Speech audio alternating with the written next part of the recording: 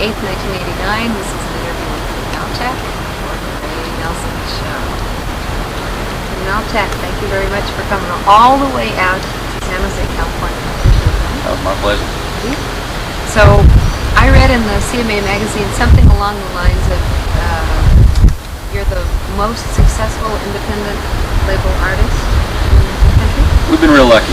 I think we were fortunate enough to have 4 top 40 singles on Alpine Records, and a lot of it is, I think, is timing and being in the right place at the right time, having the right record at the right time. So having the right product. Yeah, and luckily radio seemed to kind of rally behind me, so that helped a lot.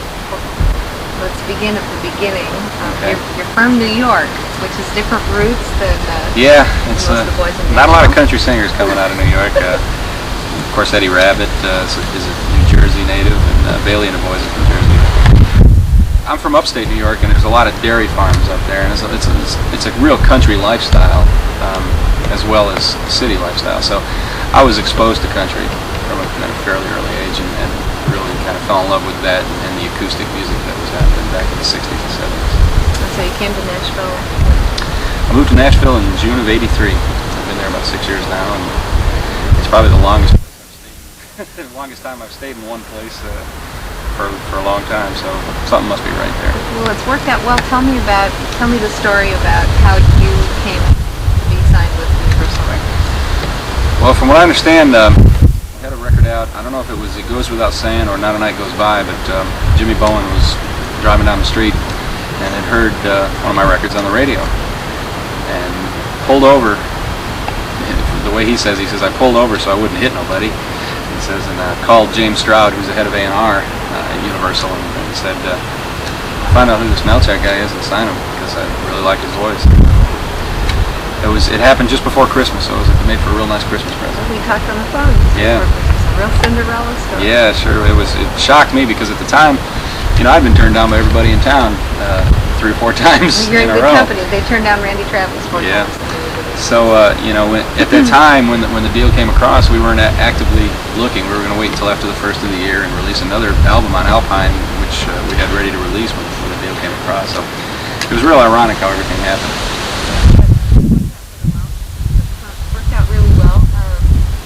Different Circles has mostly been MALCHAK. Yeah, I've got seven songs on there that I wrote or co-wrote with people like Austin Gardner and Ray Nelson.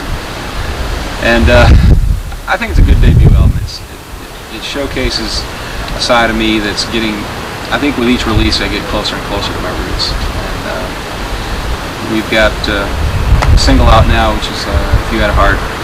It's doing real well, and I think the follow-up single will probably be the title track, which we're planning on doing a video for too. So I think I'm looking at it as a slow growth period. I like to take my time and develop things as they go. That way it makes it a lot easier to follow up your previous work. If you come out with a big smash, which is a nice thing to have happen, but it's real tough to follow.